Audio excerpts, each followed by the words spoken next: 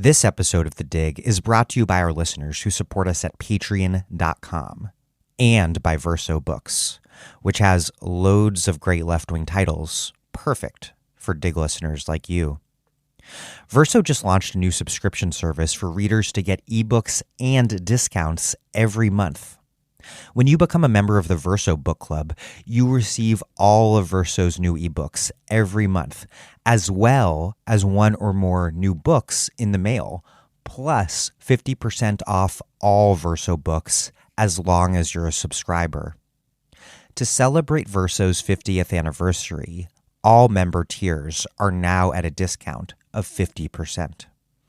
Choose between 3 membership tiers. The Verso Reader tier is a digital subscription for every new Verso ebook each month. Verso Subscriber for 1 book sent to you in the mail every month and all Verso ebooks. And Verso Comrade for 2 to 3 books sent to you by mail every month, plus all Verso ebooks. To celebrate Verso's 50th anniversary, each option is 50% off for your first 3 months. At this momentous time for global politics, Verso will bring you radical voices that challenge capitalism, racism, and patriarchy, debate the future of the planet, and work towards real political change. Sign up for the Verso Book Club at versobooks.com/book club. That's versobooks.com/book club.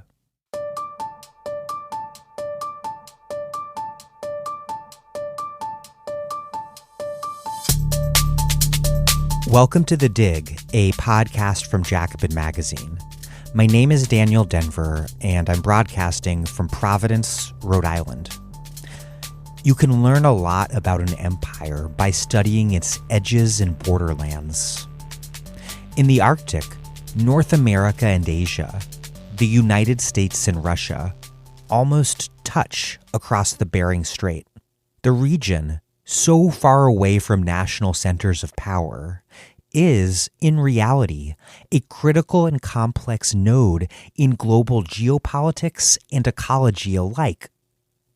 It is, in fact, a center of power, energy.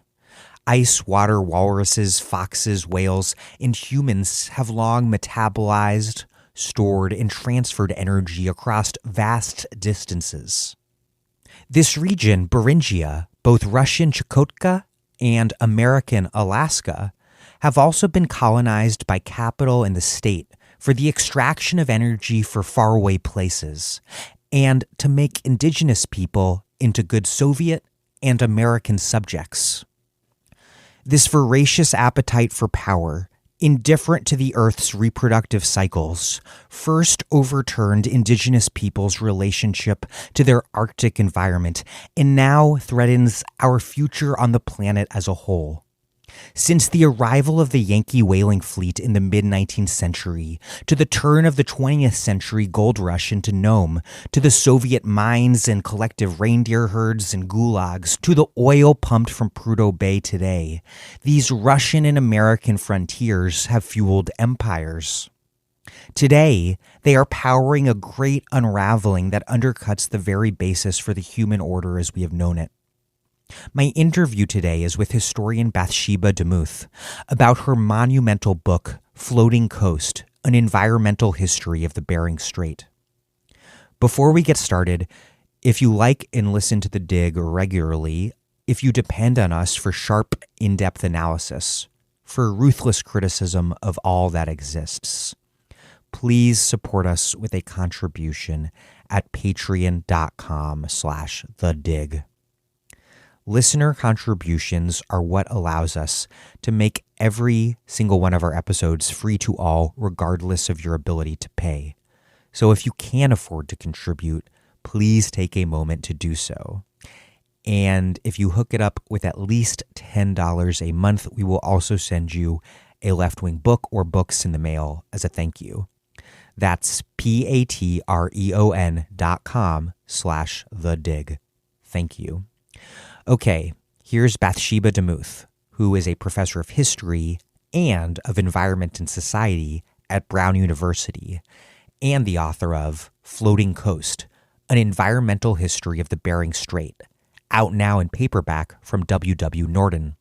She writes regularly on the Arctic and the environment for publications from The Atlantic to Emergence magazine.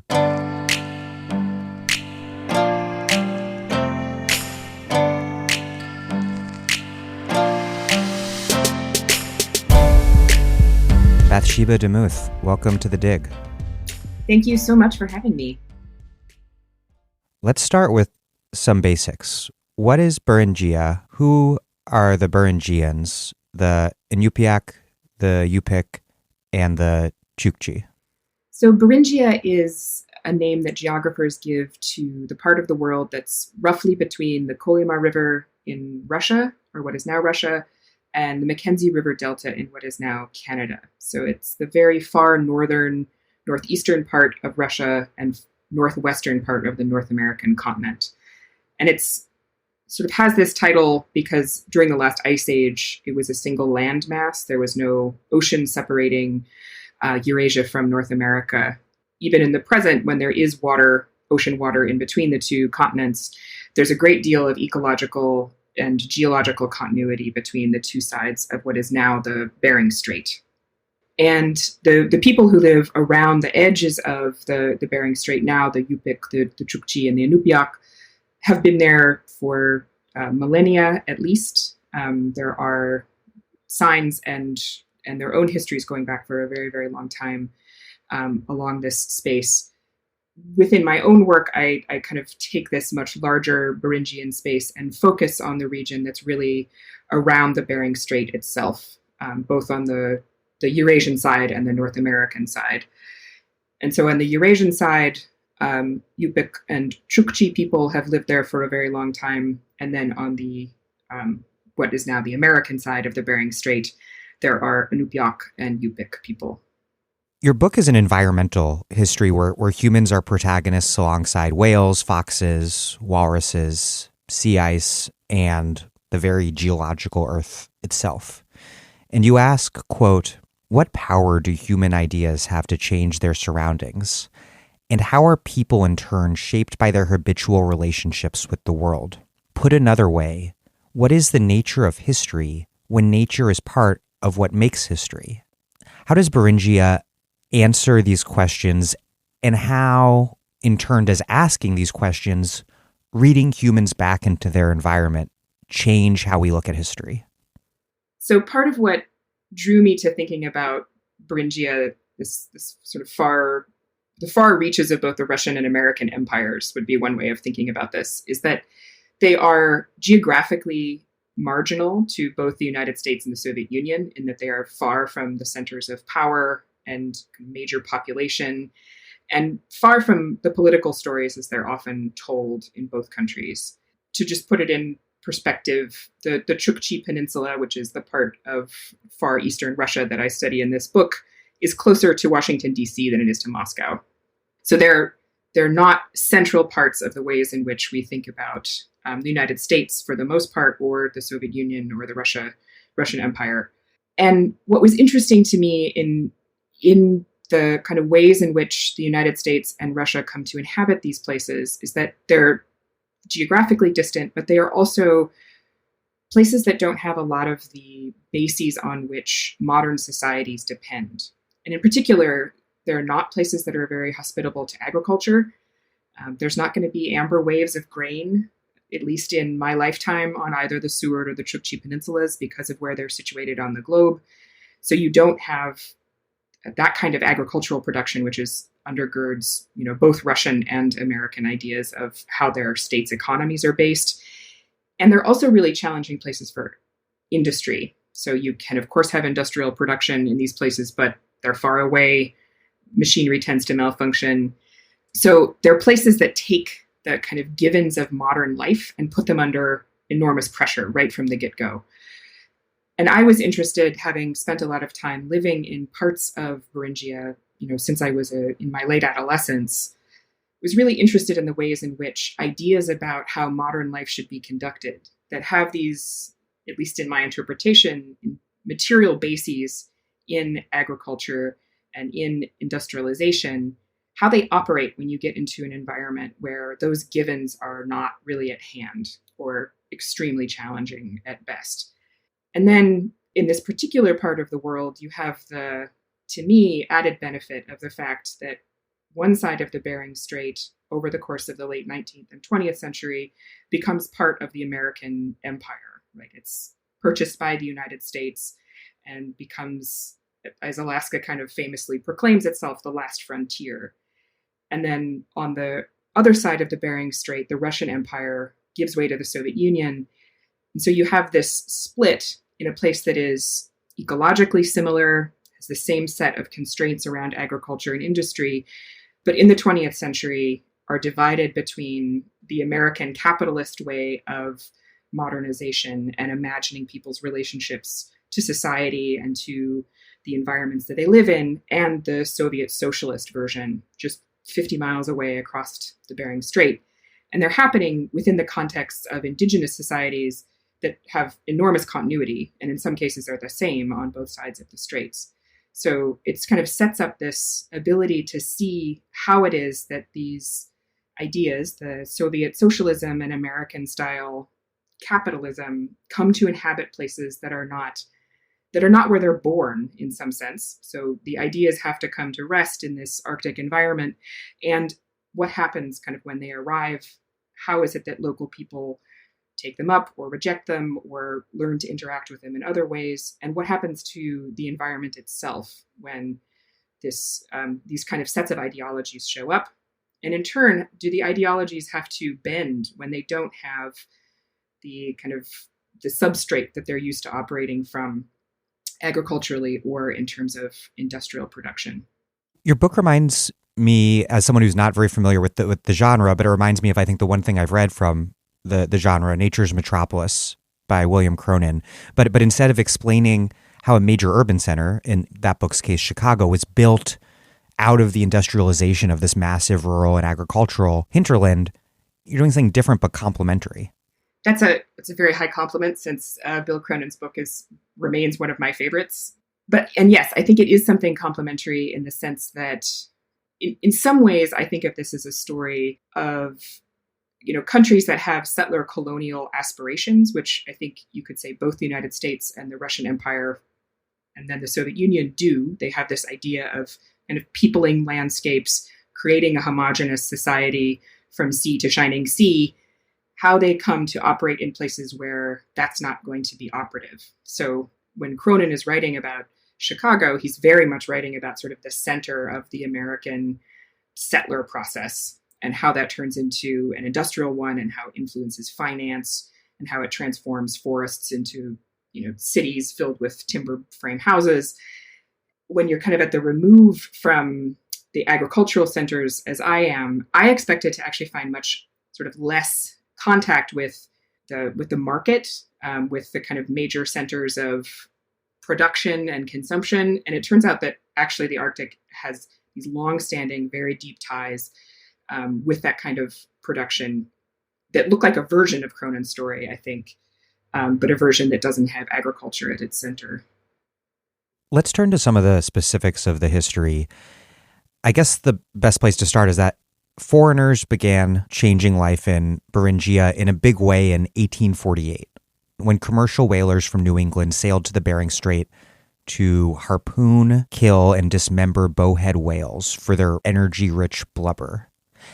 Explain the rise of commercial whaling in the Arctic and what role that played in the rise of industrial capitalism, and then more specifically how that quantitative change in the number of whales being killed related to this fundamental qualitative change between how Beringians and foreigners conceived of human and non-human nature. Because you write that they all sought energy from dead whales, but not at all in the same way. So when I started researching this book, I did not think about whales as being part of it at all. I did not think I was going to end up working in the kind of Moby Dick style tall ship whaling part of American history. And it was really only through the kind of constant references in the archives of the Russian Empire, and then also the ways in which indigenous oral traditions talked about whaling, that made me realize that the real start point to the contact that Beringia has with these outside ideologies starts with whaling. And the reason it starts with whaling is essentially that the major U.S. whaling ports, which are New Bedford, Massachusetts, and Nantucket, and to some degree Providence, and a couple other places on the Massachusetts coast, the demand on the eastern seaboard, kind of all the major cities from Boston to New York, Philadelphia, for whale oil to light homes with, and also to use kind of before petroleum products become common for industrial lubrication. So whale oil was used to keep gears going in textile manufacturing. It's used in certain kinds of wool processing. It has a whole set of kind of early industrial applications, many of which are supplanted by petroleum products by the 1850s. But it's an industry that has an intense market and a growing market along the eastern seaboard as the population grows here. And the whaling technology at the time was such that there were only a few species of whales that these commercial ships could kill. So they could kill sperm whales and right whales and a couple of other species, and had been hunting them to relative scarcity in the Atlantic, sort of kept pushing out on voyages that were longer and longer. And eventually they get around South America. They start working their way north in the Pacific up to Hawaii. They kind of whale out the major whaling grounds around Hawaii and start pushing north and eventually get to the Bering Strait in 1848. And what they find that far north is that the bowhead whales, which are kind of the major big whale species along the Bering Strait, are incredibly fatty animals. They're almost 50% fat by volume, so they're kind of a floating stick of butter. So if you're trying to refine oil from an animal, they're about as good as it gets. And they weren't very scared of people, so they were really easy to hunt in the first couple of years. So it was sort of a reprieve for a industry that was really on the ropes because of a lack of animals to kill. They found this kind of amazing bonanza in the far north. And I think one way of thinking of it is the first oil rush in the Arctic is actually for whale oil. And, hunting 100-ton animals from a wooden ship is a dangerous occupation, but it is one that people got very good at and were able to hunt bowhead whales in massive numbers. So they took a population that was probably over 20,000 animals and reduced it to something, less than 5,000 by 50 years of killing on. So it did not take all that long to push the whale population down. And so that's the sort of quantitative change you were talking about, is that there are simply fewer bowhead whales in the Bering Sea and in the Chukchi Sea and Beaufort Seas north of the Bering Strait, particularly for Inupiaq and Yupik, who had hunted bowhead whales for millennia and for whom bowhead whales were not just critical aspects of sort of maintaining material life because they were food in a place where, there are many options in the Arctic, but bowhead whales were an excellent one. They also provide heating fuel for underground houses before there was, heating fuel being shipped in. And there aren't a lot of trees that far north. So actually bowhead bones are an important piece of architectural kind of building material historically. And then suddenly, of course, or not suddenly, but over a period of decades, the number of whales really goes down because of this market hunting. And in combination with diseases that are brought in by sailors, there are kind of a major wave of famines and epidemics that start hitting communities along the strait, which are still remembered today. It's not actually that long. Most of these famines happened in the 1880s. So, less than 150 years ago, there's a huge kind of contraction in population, communities moving and kind of blending together as they try to find places where there's still game.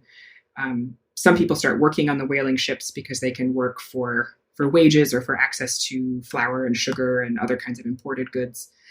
So it introduces this kind of real moment of tumult socially along the Bering Straits essentially because of the absence of whale energy that just gets siphoned out of the far northern oceans and brought back to Providence and New Bedford and places like that. You write that before foreigners arrived, quote, Beringia was alive with political contest for territory, trade, slaves, revenge, and over spiritual malfeasance. And you're rejecting this notion that indigenous people like nature, had lived outside history before contact with modernity, while also emphasizing that the scale and logic that entered the region in the 19th century marked something very distinct, a break that introduced new relationships to nature and nature's energy and new relationships between people and a new conception of time. Quote, "What made the 1840s distinct in Beringia was thus not change, but new agents of transformation, the foreigners who arrived with their proliferation of ideas."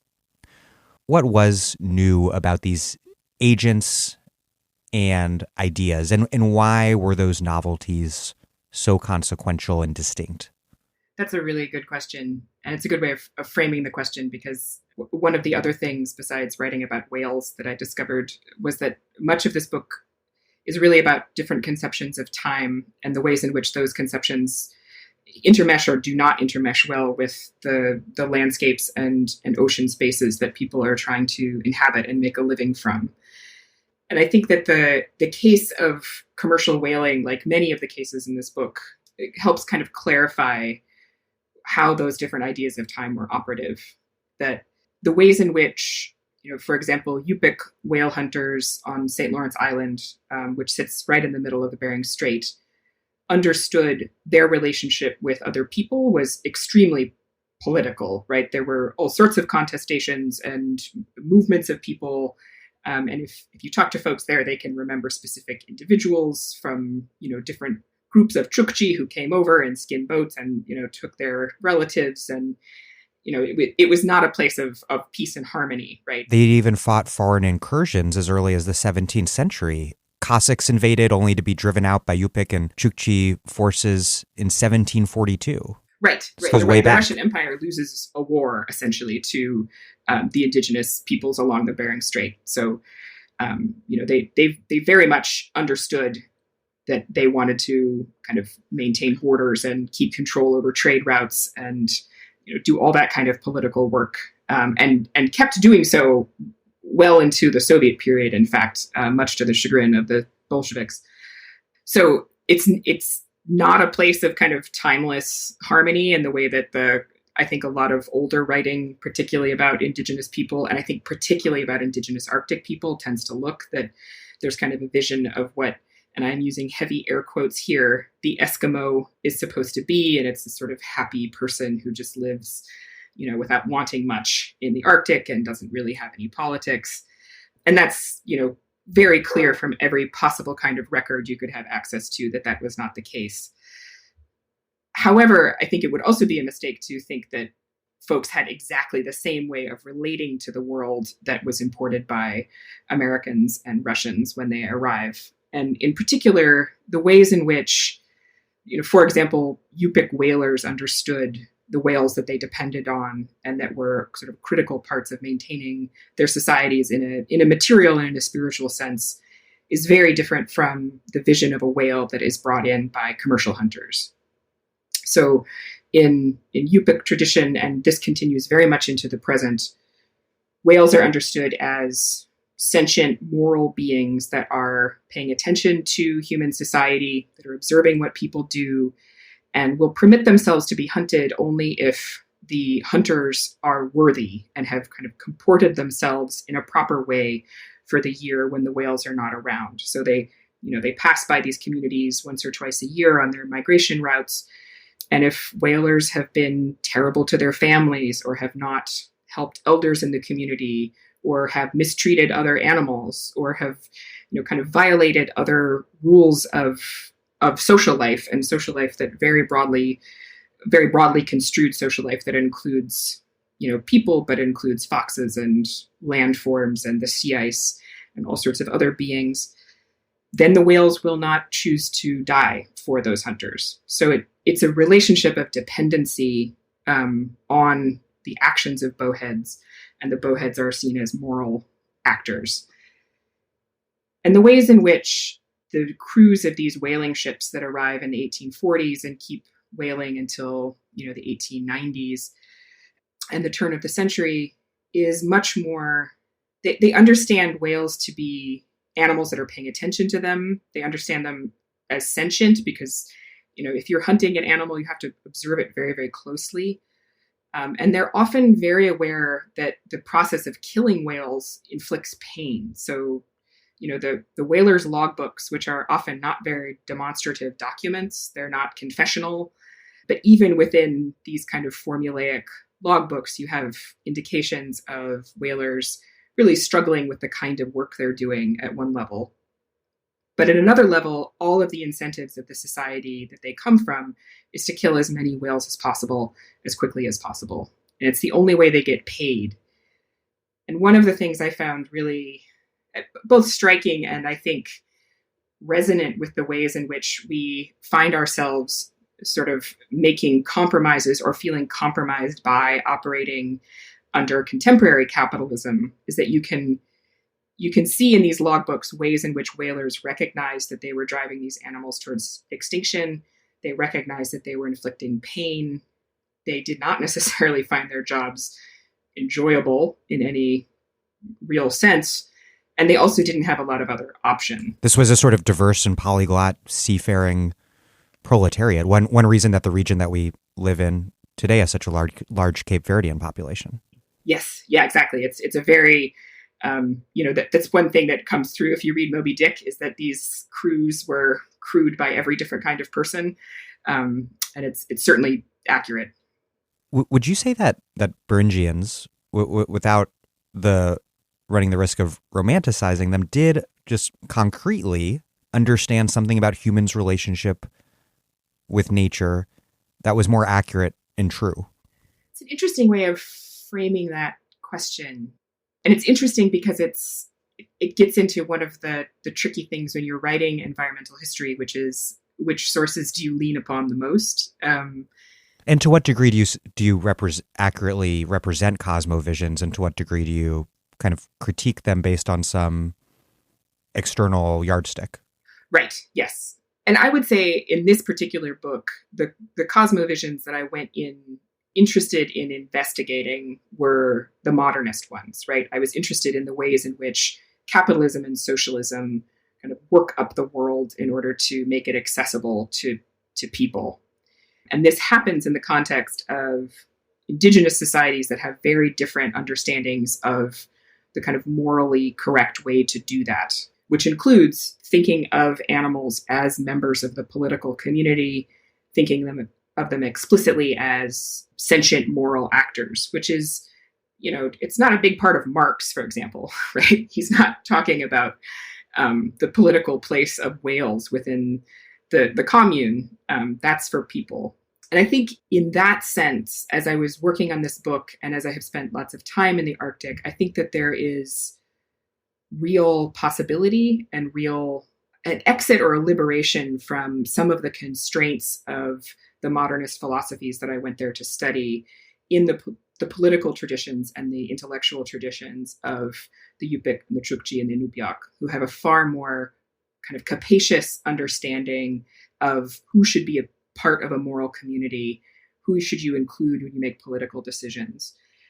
And I think you can see in the ways in which there has been talk in the last 10 or 15 years of trying to grant Lake Erie rights in kind of a legal sense, that within the kind of traditions that I grew up in and operate in for most of my life now, there is kind of a growing sense of a need to include in our political decision-making to not kind of reduce the natural world to something that you either recreate in or use as a resource in an economic sense, as something to which you have contact regularly on a daily basis, upon which you depend rather than extract, has new purchase, even within kind of the British common law tradition that we are inheritors of in the United States or something like that, which I think is very different than saying we need to go copy what it is that Yupik people have been doing in their relationship with whales for 2,000 years, because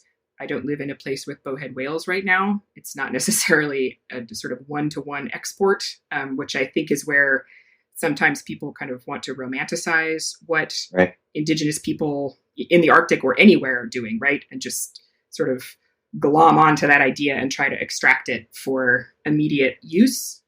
But rather, it's it does offer some sense that the kind of set of political choices that, I feel like I've inherited are not the end of the line, right? We could include a more capacious understanding of the world. It's something that not only has been done, but is done in many communities. And that it does actually change your relationship to the places that you live in if you start to imagine yourself as part of a social world that's not simply human. You write, quote, "Being a whaling nation made the United States an imperial one in the Pacific, an empire that saw civilization as having commercial potential and commerce as having the potential to civilize. Making the world useful was America's divine cause. And so whales and their killers made manifest destiny maritime." How did whaling economics express and also shape the geopolitical ambitions of American empire in the late 19th and early 20th centuries? I think in just a very crude sense, it put Americans all over the Pacific and far in advance of the American Navy, which, if you are thinking about the 1830s and 40s when whaling is really kind of solidified as an American industry. The British Empire had been major whalers, but they don't make it through the War of 1812 in great shape. So the United States kind of takes up the mantle of the global whaling industry at that point. And so the whaling ships are in many ways the vanguard of U.S. territorial claims. Whaling captains are often asking the U.S. government to do things like send out cartographers so they have decent maps of where the reefs are. Sometimes the U.S. Navy is in the business of trying to bail out whalers who get into trouble in faraway places. It's whaling ships that actually sort of make the original approach to Japan that Perry follows up.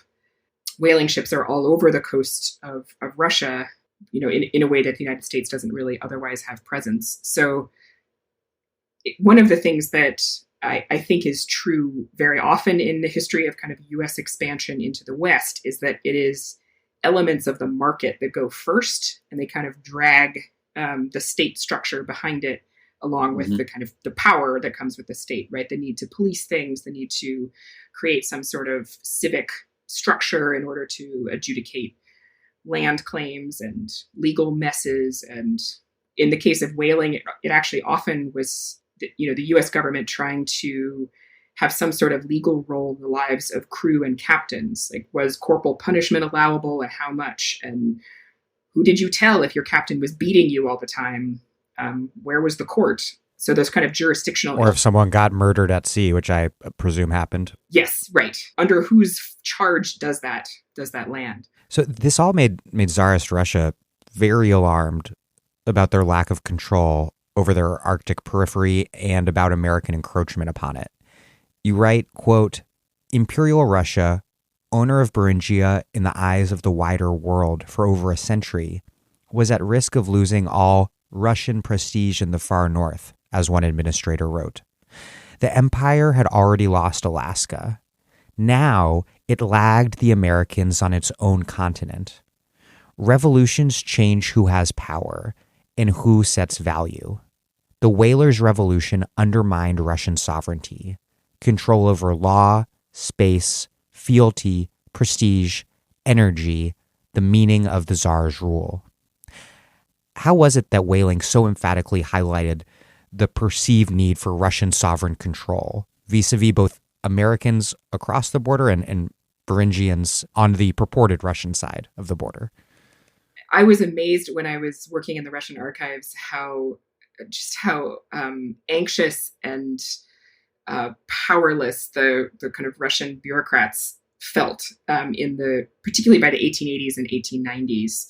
I think it was in part because the Chukchi Peninsula was a piece of the Russian Empire that was never really incorporated into it, in large part because the Russian Empire lost this war with the Chukchi and the Yupik in the 18th century. And so they had this sort of tenuous trade relationship set up on the edge of Chukchi territory, which they pretended to be kind of an imperial outpost, but really trade was conducted on Chukchi terms as much as on Russian imperial ones. And then the Russian Empire had owned Alaska and administrated it for quite a while, but in 1867, more or less concludes that they can't protect this overseas branch of their empire from the British who are coming across Canada. And so they sell it to the United States. And I think there was kind of a hope that at that point that was going to seal off this sovereign question, that the Alaska had been sold. It was the United States' problem to protect the British Empire. But then these whale ships start... Like the Russians sort of thought that the British and Canadians on one side and the Americans on the other would sort of play themselves off against one another. Yes. Yeah. I think that's... I think that's at least a common interpretation of why Russia sells Alaska. Yeah. At the time they sold it, they're actually getting along with the United States quite well, but getting along with the British Empire quite badly. And so selling Alaska to the United States meant it was in the hands of kind of an ally, but then it was also the Allies' problem to deal with the expansion of the Russian Empire, the British Empire, which is kind of heading into Alaskan territory overland through Canada. But the whaling ships are, partly because they are not interested in human borders. They're interested in following where bowheads go, spend a lot of time off the coast of the Chukchi Peninsula. They spend a lot of time trading with Chukchi and Yupik people along the coast, which means that a lot of the fox furs and other kinds of fur wealth that had been traded inland to the Russian Empire suddenly turn around and start getting traded out to Americans. They get shipwrecked and taken in by Chukchi and Yupik people who teach them, there's an exchange of language. So ship captains are learning Chukchi and Chukchi are learning English. And I think the biggest affront is when missionary materials start making their way, whaling captains leave a Bible or something like that that's in English. And so there's a lot of concern about the fact that the major trade language was English. It wasn't Russian. And this sort of wealth is getting siphoned out of the empire. But the Russian Empire doesn't actually have a lot of capacity to fully police what's happening in Chukotka, in part because it is so far from the capital in St. Petersburg. The Russian Navy would send vessels north from Vladivostok in the spring, but because of the kind of patterns of sea ice movement, it was actually easier for the American ships to follow the retreat of the sea ice and end up in Chukotka before the people coming up from Vladivostok. So these naval trips would always arrive a little bit late. And it's a vast coastline. It just was not an easy place to try to police with a couple of vessels. So there was this kind of sense that at least comes up in the archival documents of being robbed, right? That, the Russians were very aware that these whales were valuable and that the walruses that the whalers start killing when they run low on bowheads, that these were kind of a piece of Russian imperial patrimony that was getting pulled away by the American Empire, and there wasn't a lot they could do. What do we learn when we think of this place as a borderland, and an American borderland in particular? Because when I think of borderland, and I think when many people think of an American borderland, they think of the Southwest. Yes, I think there's an amazing kind of rich literature about the Southwestern borderlands. I think part of what you learn is that, it's a borderland with a different set of dynamics because it's between different empires, different European empires, and it's a borderland where the end goal for those empires, I think, looks a little bit different than it does in the Southwest, because the United States and Russia, as much as they wanted to be able to send, permanent missionaries or schools or establish, some kind of sovereign outpost, they wanted policing power. They were never imagining that there were going to be large influxes of settlers, that there was going to be a land rush, or even that it could be sustained there. So very early on, both in the Russian imperial and the American documents, you see a recognition that the landscape is going to require something different, and that kind of both places are, from the very beginning, really questioning, what do you do with a border that you can't secure by settling it with, in the American case, with white settlers who I think are often in American history understood as being sort of the vanguard of holding a national line, right? So the question is, how do you naturalize or assimilate Indigenous people to hold that border for you? And in a place where, as with Indigenous people all across the United States, their desire to be part of the American or Russian project is an open question. They didn't ask to be a part of either of these political entities. So I think it's a borderland with a lot of anxiety, as comes with all borderlands, but a particular kind of anxiety because of its remoteness from the political center, because of these bursts of economic activity that are difficult to regulate, and the sense that the kind of usual workarounds for securing borders by turning them into farmland is not as operative.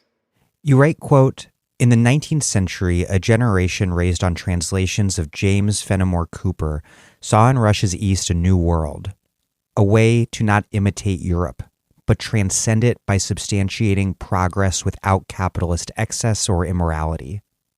Siberia could be Russia's American West, a place that made the empire's future by assimilating wild land and, quote, complete savages like the Chukchi, who lived in the, quote, ignorance and degradation of the past. But, quote, the Russian Empire looked northeast and saw its aliens not fully governed and at risk of becoming aliens governed by and profiting someone else. How was Russia's conception of its Arctic frontier informed by both the fear of U.S. westward expansion that we've been talking about, but also this desire to imitate it as a model that would provide a contrast against the European model to which Russian elites so often looked? I'm so glad you brought up that question, because I think sometimes the Russian imperial part of this story is less, it comes out a little bit less. And I think one of the really interesting things to me about Siberia, as somebody trained kind of equally as a Russian historian, as an American historian, is that Siberia and the kind of Great Plains or the American West have these senses of being mirrors of each other, in the sense that they're, huge geographical spaces upon which these imperial ambitions get poured. And then it turns out that particularly Russia is looking at the United States pretty consistently as the Russian Empire is moving into the East in the 19th century. And of course, Russia had been in Siberia for a very long time at that point. But it's a moment in the Russian Empire where they're really trying to kind of modernize. They are interested in having a monarchy, many of them, not everybody, obviously, because then we get to the revolution down the road. But there is a desire to kind of maintain traditions of Russian governance in some form that make it different than Europe. And in Siberia, often what that comes down to is some way of taking what many Russian elites see as the kind of unfettered, out of control, rapacious capitalism as existed in the US, and kind of tame it and turn it into a really expressly kind of civilizational mission that will kind of help better people all along the kind of northern edges of Russia, and also be good for the Tsar. But some of their skepticism is really around the sense that what's happening on the American frontier is violent. It's kind of ungoverned, and it's really done at the sake of profit above all else. It doesn't have a lot of ethical content, and that Russia could distinguish itself by, colonizing an entire continent, by making it part of the empire. And you could see from that quote you read that there's lots of deeply loaded, social evolutionary language about who is backwards and who is modern and who is savage and who is not, that is very conversant with ideas in Europe at the time, but that Russia had this opportunity to do it better because they kind of had these roots in a political tradition that wasn't as beholden to the market. Speaking of the revolution, let's talk about how the Russian Revolution changed and really intensified the Russian project to control its Beringian hinterland. You write, quote, "If socialism triumphed in the cold, it could triumph everywhere. As the newspaper Investia described, in the Arctic, socialist technology has conquered nature. Man has conquered death." But as you describe, it was through the Stalinist state's brutal and lethal Gulag regime that Soviets ultimately secured continuous and large-scale access to gold, tin, uranium, bauxite, and in doing so really also fixed Russian settlement in place on the land. Under Khrushchev, there was less despotism, but the Arctic remained just as, if not more central to the Soviet imaginary. How did Chukotka become the most Soviet of Soviet places, this periphery that was seen in a sense as the nation's moral center? Yeah, I like the way that you kind of encapsulated that whole spread of the Soviet span, because it was fascinating to me in doing the research for this, the ways in which what Chukotka was to the rest of the Soviet Union changes. And at the very beginning, it is a problem, and kind of a seemingly intractable problem for a couple of years. The Chukotka really isn't fully claimed by the Red Army until 1923. So officially the Russian Revolution is in 1917. So it takes a long time for kind of the edge of the Bolshevik state to arrive. And then even after the Red Army has taken control and there's kind of this new influx of these really dedicated, excited kind of Bolshevik missionaries, essentially, who arrive, really fired up about bringing the revolution. They have all sorts of just very quotidian supply problems. They end up buying things from the Americans for several years because they can't get material all the way across the continent from Russian manufacturing centers, which is really, it's ideologically humiliating to be in this position of having just created the worker state and then you're dependent on, these capitalist traders and whalers coming over from Alaska. You write, quote, "The Soviet Union remained dependent on the market it existed to replace." Yes. And you could think, I have a great deal of kind of admiration and sympathy for some of these early Bolsheviks because they come so unbelievably dedicated to the idea that they can transform everything. And they show up in a place that really doesn't have a road system. It doesn't have easy supply lines. They don't speak any Chukchi or Yupik. When they try to speak Chukchi or Yupik, they get, somewhere between incomprehension and laughed at. Many people there don't speak any Russian. It's really an unbelievably challenging situation. And they have to depend on these traders coming from Nome, many of whom very much understand that the Bolshevik Revolution is there to put them out of business. So there's really kind of complicated and stressed relationships between the kind of vanguard of the Soviet state and these traders that they're dependent on.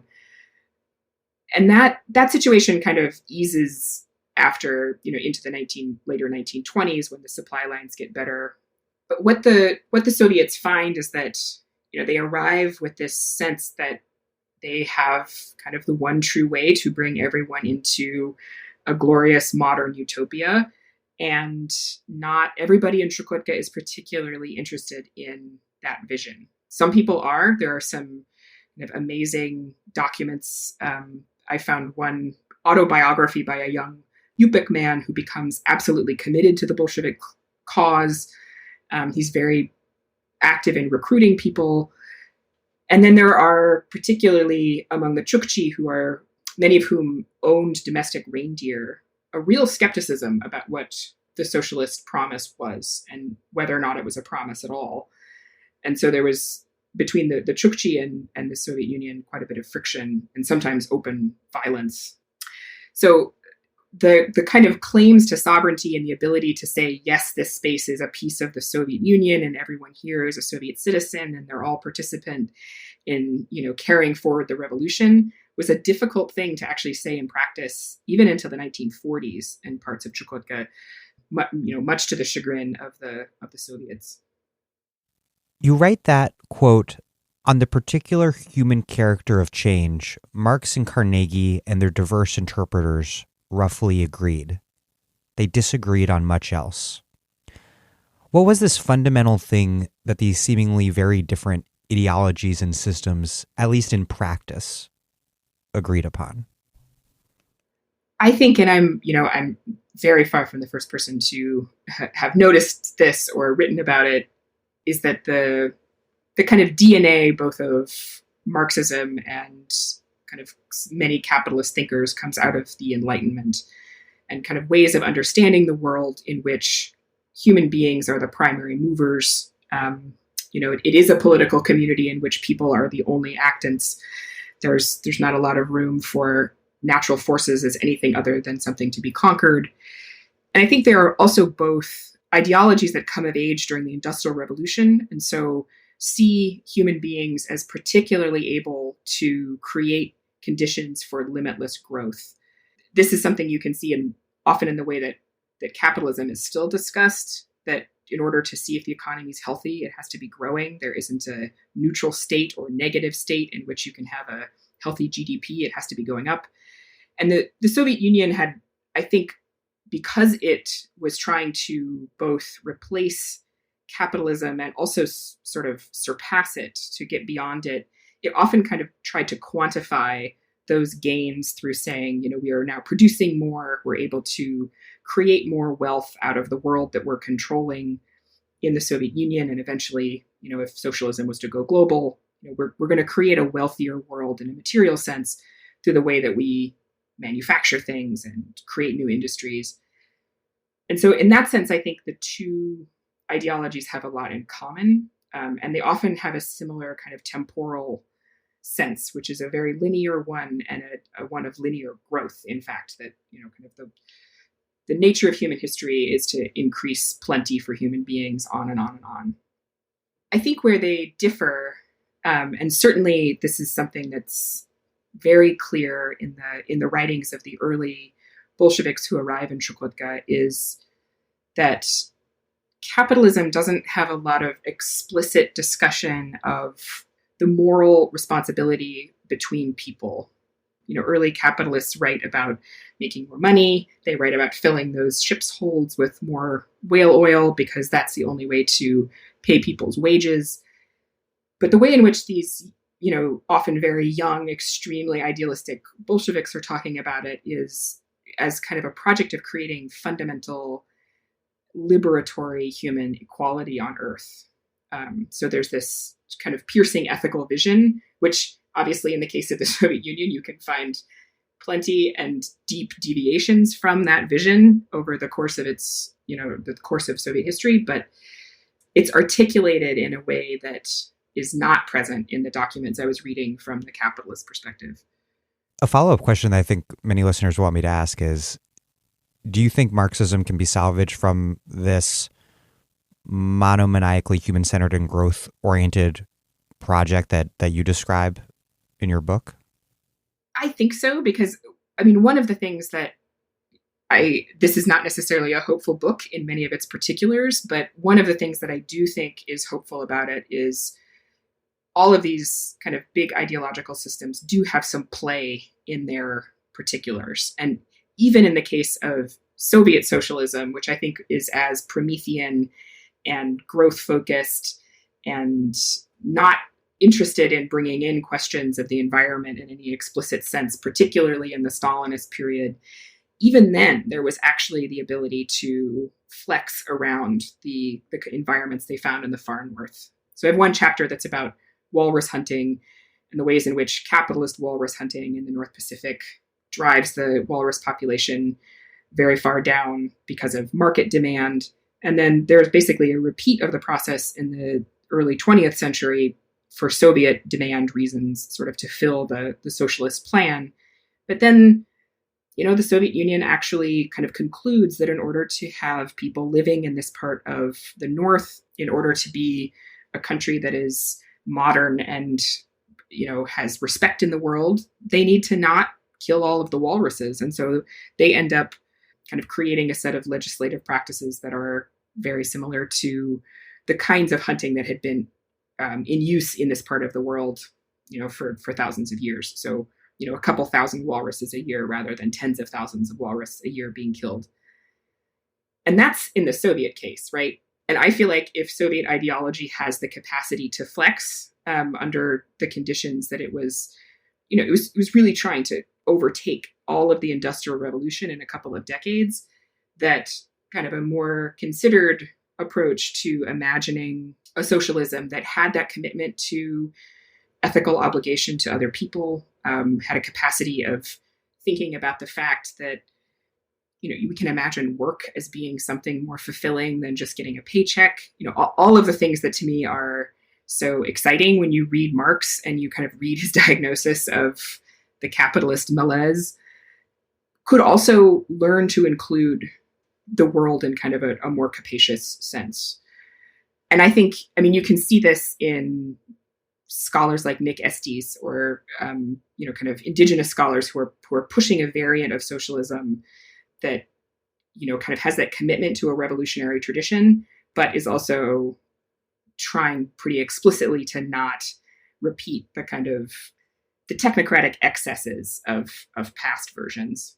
Let's talk about reindeer, which we in the US call caribou when they're in the wild, but we call them reindeer as well when they're domesticated. They play a big and fascinating role in this history because, as you write, quote, domesticated herds seemed to the governments of Russia and the United States a means of social conversion, changing the relationship between reindeer and people, owning them privately as a small farmer, as part of a missionary education, or collectivizing them in a kolkhoz, could make Beringians part of sovereign visions. Beringia existed in a time apart. Reindeer would bring the land and people into history. This is a really fascinating and complex history. How did domesticated reindeer first emerge in what would become Russian Chukotka before being transplanted to American Alaska? And how did this attempt to master nature, to eliminate its variation, serve American, Tsarist, and Soviet visions so seemingly at odds? So this piece of history was a real gift to me that I sort of couldn't believe when I learned about its particulars. And it's a story that starts several hundred years before this book does, with the domestication of reindeer, which is a process that kind of moves its way east across Eurasia over the past 1,000 years or so. And so there are multiple indigenous societies all the way from what is now Norway to Chukotka that domesticated reindeer. And domestication is kind of I think it's better to think of it as a spectrum rather than a state. So, reindeer are, when they're domesticated, highly tolerant of people. They'll stay around them, but they also return to a wild state pretty easily, more easily than like my dog would. He's pretty firmly in the domesticated camp. But what this does is it gives people in Chukotka and all across the Eurasian North kind of more consistent access to reindeer as a source of transportation. So they can do work for people by carrying them or by pulling sleds. Reindeer is a source of meat and other calories, and reindeer is a source of hides. And when you're up on the kind of high tundra parts of Siberia, reindeer are one of the few animals that kind of can transform the plant life there, which generally speaking is not easy to eat. There are exceptions that are really important for human life, but a lot of it is not very digestible. And what reindeer do is they kind of transform that tundra into something that is in fact delicious. This technology actually is part of what turns the Chukchi into a really kind of powerful political force. And trading reindeer skins because they had bred reindeer for white pelts is actually a big piece of cross-Bering Strait commerce before Europeans arrive, because there's a big demand for these white skins in Alaska where reindeer are not domesticated. And part of the reason, I think, if you kind of read the historical record, what it's not saying explicitly, but what I think is there, is that the Chukchi were very aware of how powerful it was to have these domesticated animals, and were not interested in folks in Alaska getting access to them. And some people had gotten quite wealthy. There was class, what looks to an outside observer like class stratification. Right. So some Chukchi owned many reindeer, big herds, and some Chukchi were essentially wage workers who were paid in access to reindeer meat and hides and things. So it creates what to me was kind of the most unbelievable setup in the Beringian region, which is that on the Russian side of the Bering Strait, you have people who own reindeer as private property, and some people own more reindeer than others. So you get this, what looks from the outside like a class system, and you very much have an idea of private property. And on the kind of American side of the Bering Strait, there are not domesticated reindeer historically, and the caribou populations are extremely important. for Inupiaq and Yupik hunters who generally conduct those hunts in kind of a collective way. So certainly people had a sense of things they owned. So it's not, I think there's a sort of romantic version of Indigenous past in which there's no property at all. But the actual kind of hunting of these animals was a thing that was done by a community to feed the community and did not have a sense of animal ownership or land ownership specifically attached to it. And so that's the setup in the United States. And what this means is that the US and the Soviet Union are basically involved in completely opposite projects with indigenous populations who have these very different social relationships with reindeer, so that the United States is coming in and trying to convert, Inupiaq people who have a communal way of hunting wild reindeer into private property owners. And the Soviet Union comes in and is trying to convert Chukchi reindeer owners into collective reindeer farmers. Because they get identified rather than primitive communists as primitive capitalists, as kulaks. Right. Much to the detriment of everyone, really.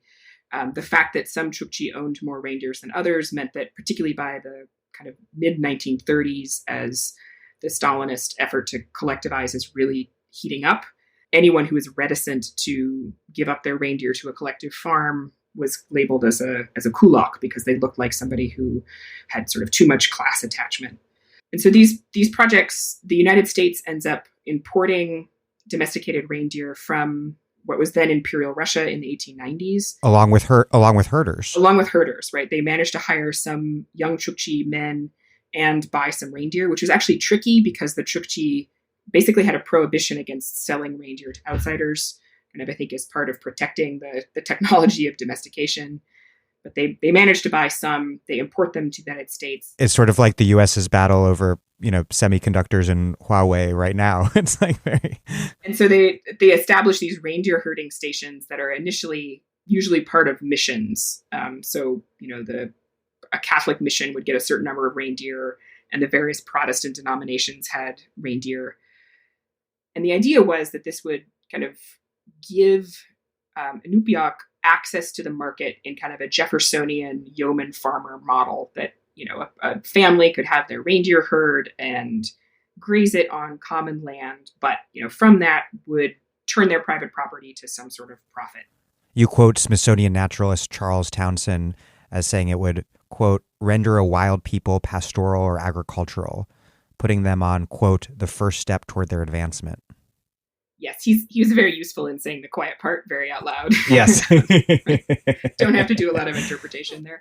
And it was, this kind of lockstep between converting people to Christianity so that their souls would be taken care of in the afterlife, and to capitalism so that their kind of corporeal lives would be taken care of in the present, is really in lockstep through the late 19th and early part of the 20th century.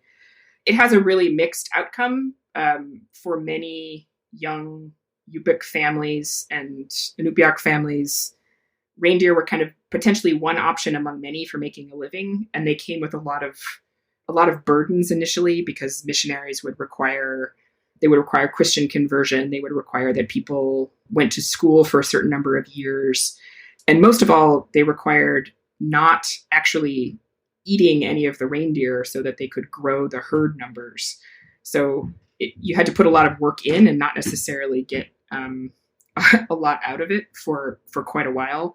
So the missions didn't always have an easy time attracting people, but some families really kind of eventually could take up reindeer herding as a practice, particularly after the gold rush, because a market for draft reindeer and for reindeer meat really takes off.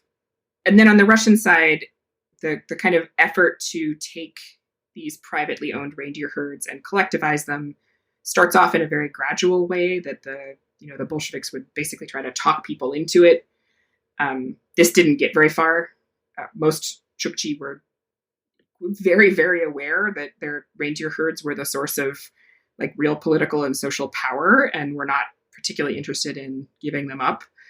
And by the 1930s, because it becomes kind of ideologically impossible to not have a part of the country that's collectivized, this turns into open violence between the Chukchi and Soviets, much like the violence that's seen in kind of heavily peasant agricultural parts of the Soviet Union also, where peasants sort of will kill their livestock, sometimes will kill themselves rather than sort of join the collective effort.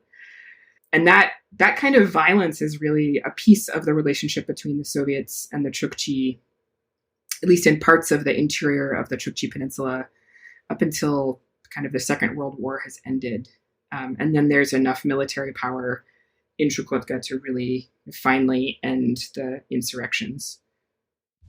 This is Sarah Jaffe, and you are listening to The Dig with Daniel Denvir, my favorite podcast for thoughtful discussions on the U.S. left and beyond, and you can support it on patreon.com. The Dig is a podcast produced in conjunction with Jacobin Magazine, which you probably figured out by now.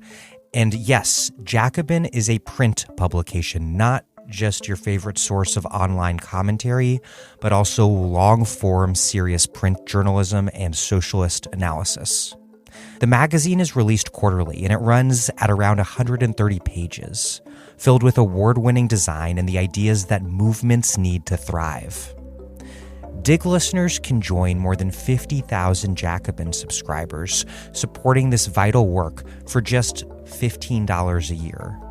$15 gets you an entire year of Jacobin in print and access to the magazine's very extensive archive online.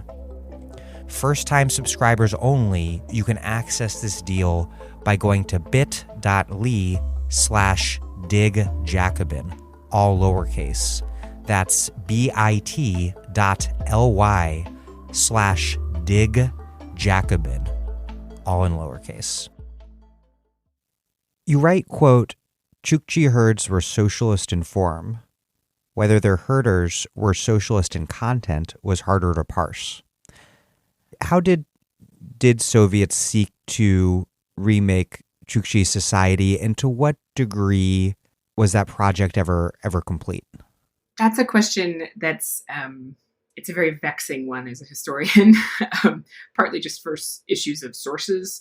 That there's a kind of Soviet source that would make you sound like the project was complete by the 1950s. And I think if you dig a little deeper, it's clear that what was happening is much more analogous to what happens in colonial situations all over the place, where there are aspects of what the Soviet Union was demanding of Chukchi reindeer herders that really changed the form of reindeer herding. They were organized differently. I think probably one of the most profound changes is that the Soviet Union wanted Chukchi children to be educated in school, which meant not being out with the reindeer during the year. And reindeer have to move in order to eat, since there's not a lot of fodder. They are kind of continually following, just migratory patterns so that they have enough to eat, which means that people, if you are reliant on reindeer, are also moving all the time. And the Soviet model of education, like the American one, is one where you sit in a classroom for 9 months out of the year and you're not following a reindeer herd around. So children ended up living in small communities all along the kind of Chukchi Peninsula, usually with their mothers, because there was also kind of a sense that herding labor was something that should mostly be done by men, and that women could be employed in other ways in town. So they could sew, they could be employed on fox farms, work for the government in various ways, or be teachers, but they should live with their children. And then their husbands would go, often be flown by helicopter, and do these kind of factory-like shifts for a month or so with a reindeer herd, and then be flown back, and a new group of herders would go out, which is a very different way of organizing your work life than when groups of families would move with the herd and kind of consistently be with them. And that really highlights how both the American and Soviet state were both very troubled by nomadism.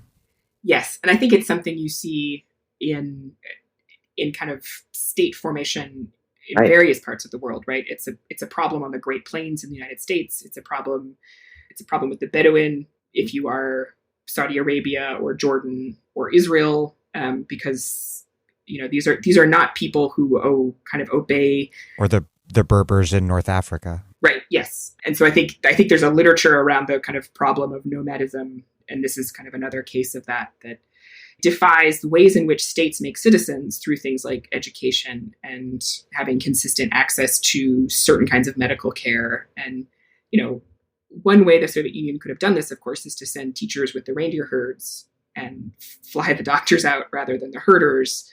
But, the idea was to make the Chukchi as alike to a factory worker anywhere in the Soviet Union as possible. And so that, that put a particular lens on how this work relationship should be organized. New sovereignties in both cases required new subjects. And in the U.S., on the U.S. side, something that it shared with the Soviet model was this kind of push for a certain uniformity and commensurability. How did the incorporation of Beringians into wage labor and thus into dependence upon commodities for their social reproduction change life and also change how just value was measured, given that any particular sort of labor on the one hand, an object for consumption on the other, were all suddenly made commensurable in the market? Yeah, one of the kind of historical sort of facts that I find really illustrative of this on the American side, and actually on the Russian side before the Soviet Union, is the way in which things were measured by red fox pelts. So, a certain number of hours of work would be worth a fox and a half. Box of sugar would be worth 2 foxes. And so there's this kind of direct reduction of a particular species into essentially a form of currency before paper money shows up in any real way. And then everything else is kind of measured in divisions of that. And that is obviously a really profound change. It's not one that completely replaces or supplants other ways of understanding what a fox is. I think there's a temptation or a tendency when people are talking about capitalism or about aspects of modernity to imagine that it's sort of so powerful that it can drive everything else out. And I understand that, because I think when you've grown up within these ways of thinking, they're so, and I find this in myself, right? I grew up in Iowa in the middle of a capitalist democratic country. Those are kind of my habitual ways of thinking that are running in the background. But if those aren't your habitual ways of thinking, I found evidence of places where Yupik people would understand the value of a fox if their interlocutor was a trader coming off of a whale ship, who would understand it as a unit of labor or as a certain number of boxes of flour, and would also understand a fox as a being that you needed to respect in certain ways and trap with certain rules and, harvest with respect, or I should say kill with respect, because it's not necessary that the one way completely drive out another way of relating, but certainly that's not very tolerable to either the American kind of project of making citizens or the Soviet one.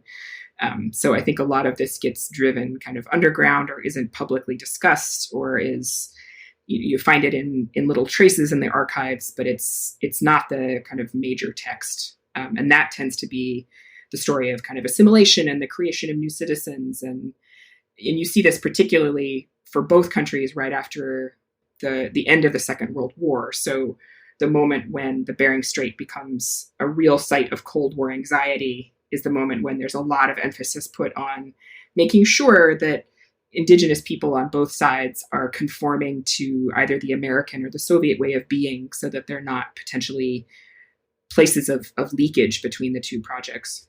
American ideology wasn't just working or attempting to work its magic on Indigenous people, of course, but also very importantly on white settlers from the United States. And you write about this American frontier ideology that promised that, quote, first encountering and then cultivating the frontier would lead to, quote, a capitalism of property and not just extraction. What does the fact that Alaskan economics nonetheless continued to be defined by extraction in the form of mining and later oil, what does that reveal? Because ultimately there was this Jeffersonian yeoman ideal, not only that the U.S. government sought to impose upon Indigenous people in the area, but that was offered up as an escape valve from continuously over and over again from this dystopian reality of wage labor in the continental United States. But it would again and again fail to deliver on its promise of an escape. That's something I found important to tell in the story, is that these ideologies are fundamentally in the business of assimilating and therefore often doing great violence to the native peoples that they're trying to convert or kind of manufacture them into citizens through force or through other kinds of methods. But there's also ways in which the experience of the outsiders who end up in Alaska and in Chukotka has a similar, they're not equivalent, but they have moments in which the experience does not live up to the ideological ideals. So it's not like capitalism is working for every foreigner who arrives in Alaska. And I think the gold rush is a place where that's particularly visible because the gold is discovered right at the end of the 19th century. It's a moment of enormous upheaval for U.S. economics in the lower 48. There's been these sequences of depressions. It's the middle of the Gilded Age, right? So you have a few people who are becoming extremely wealthy and then a working class that's under enormous pressure and very complicated racial dynamics of the kind of post-Reconstruction era playing into this. And for many people, it was very clearly not working, right? This was so obvious in the kind of diaries that gold rushers left that they were fleeing, this sense that they could work their entire lives and be absolutely impoverished or right on the edge of impoverishment.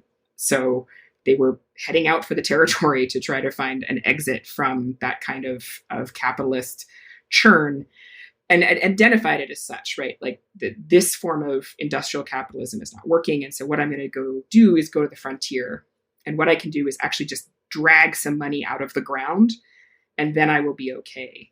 And it turns out that it usually doesn't work that way because most gold mining operations require capital to make capital. And so they end up profiting people who can invest in large scale mining equipment and these, tens of thousands of mostly, but not entirely young men who are coming and trying to get rich and kind of, get money to do things like buy their family farm or have enough money to get married. They have very kind of sensible goals often, right? If some of them are imagining, untold millions, but for a lot of people, this was supposed to be a chance to kind of start over. But it ends up being meet the new boss, same as the old boss, because the capitalist frontier is actually fundamentally capitalist. Right. Yeah.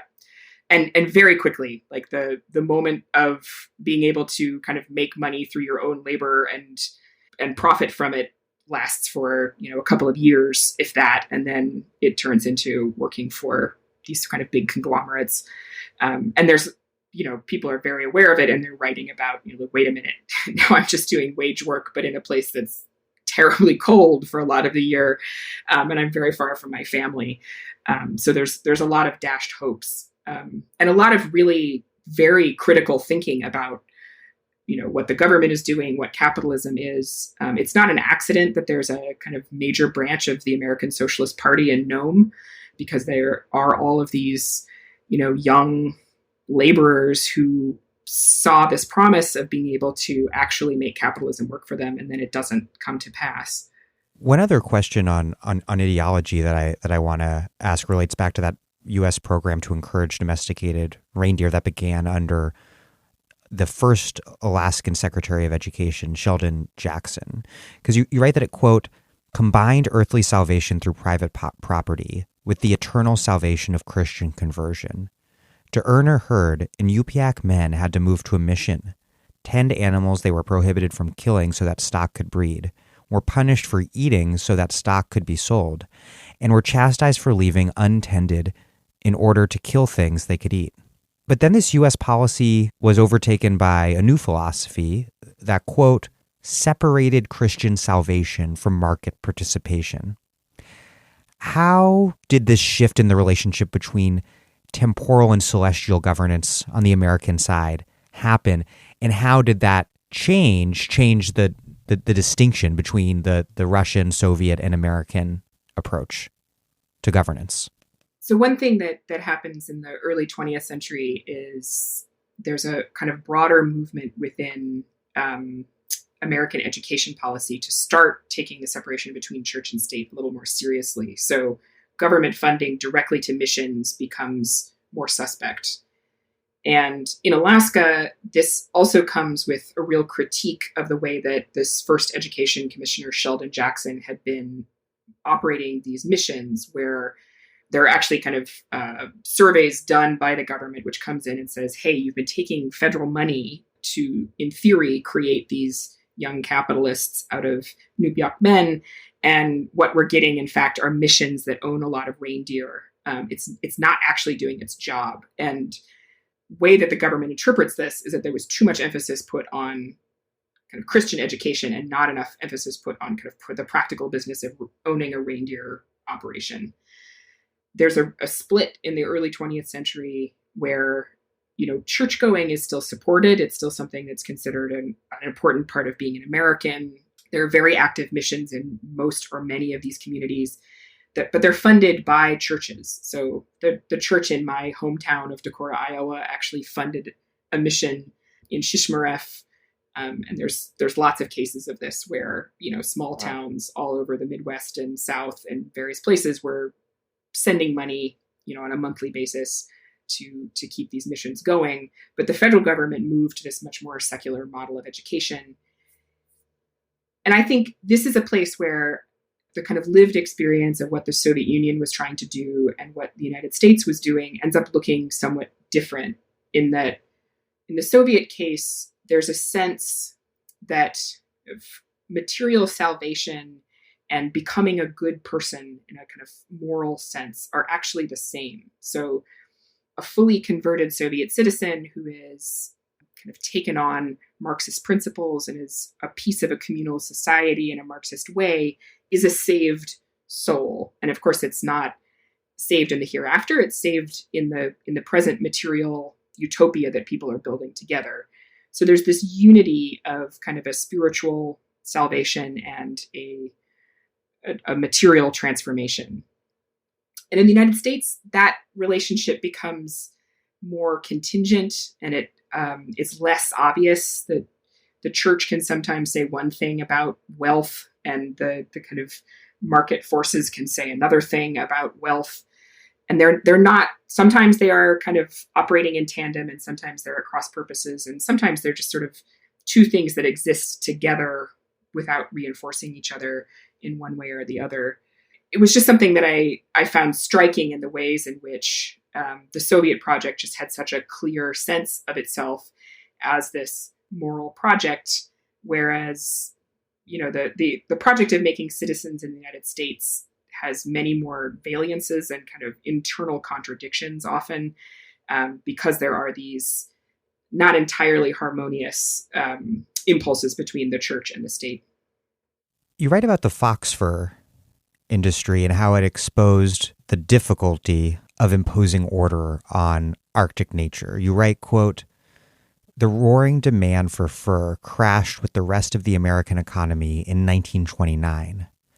Foxes lost more than half their value by 1930. The progress preached to the Yupik and Inupiat had showed itself to be full of temper. One year, prices for fur swelled. Another, they dipped. One year, fur farms bought salmon. The next, they closed. One foreigner championed salvation through profit. Another restricted trapping. The state was one of contradiction." Say a little bit about the fox fur industry, and then more generally, how the very dynamics of capitalism undermined this core capitalist project of imposing order upon nature. So I ended up learning a lot about foxes, and particularly Arctic foxes, in writing this book. And one of the things that's kind of a well-known phenomenon, both for ecologists and for anyone who spends a lot of time around foxes in the far north, is that their population numbers vary enormously. So they tend to have these real peaks, and then they'll crash for a couple of years, and then they'll grow again. So there's not a sort of steady state number of foxes. And Indigenous hunters, when they started using foxes as kind of a way of interacting with and getting goods from traders and with the kind of manufactured marketplace, had to kind of deal with this fact, and often dealt with it because they were trading more than just foxes. They were trading walrus ivory or other kinds of things in years when fox numbers were lower. And of course, when fox numbers were lower, that also meant they could command better prices in kind of the early part of the fur trade. But by the kind of 1920s and 1930s, as the American state and then eventually the Soviet state become more of a presence in Beringia, there's a desire to take that kind of stochastic habit of foxes and turn it into something like a farm. So you get fox farms on both sides of the Bering Strait that are supposed to undo that cyclical up and down cycle so that you can produce either a kind of consistent number of foxes, or in the Soviet case, you could actually just produce more and more ad infinitum. And that in the United States kind of works in the sense that you can farm foxes. You can kind of regulate away a lot of that population up and down problem that is kind of vexing for a market, because perhaps foxes are really in vogue and then you're having a population crash in the Arctic and then you just can't meet demand. But one of the things I found interesting is that the ways in which these fox farms are sold to people living in the Arctic is that they will be a steady source of income. But of course, the market itself is not a steady source of anything, as we're all incredibly aware in the 21st century. And it was certainly true in the 1920s also, that the market is capricious and it has its own cycles, and it will kind of pay attention to goods produced by a part of the world for a while, and then there will be some major crash like the Great Depression, or maybe people's fancy just moves on and no one is wearing fox fur anymore. So the kind of the promise that's given to Yupik people, or in fact given to anyone who's participating in a capitalist economy, that this is a kind of stable form of growth. It's a teleology that's marching us all toward a better world in some general way because of the laws of supply and demand. Actually, in practice, doesn't look like that at all. And it's something that families who depended on foxes and were kind of thinking about their market participation through this animal make really clear in the historical record, that we were kind of offered this vision of stable life. And it turns out that the market is no more stable than these kind of natural patterns that were already operative.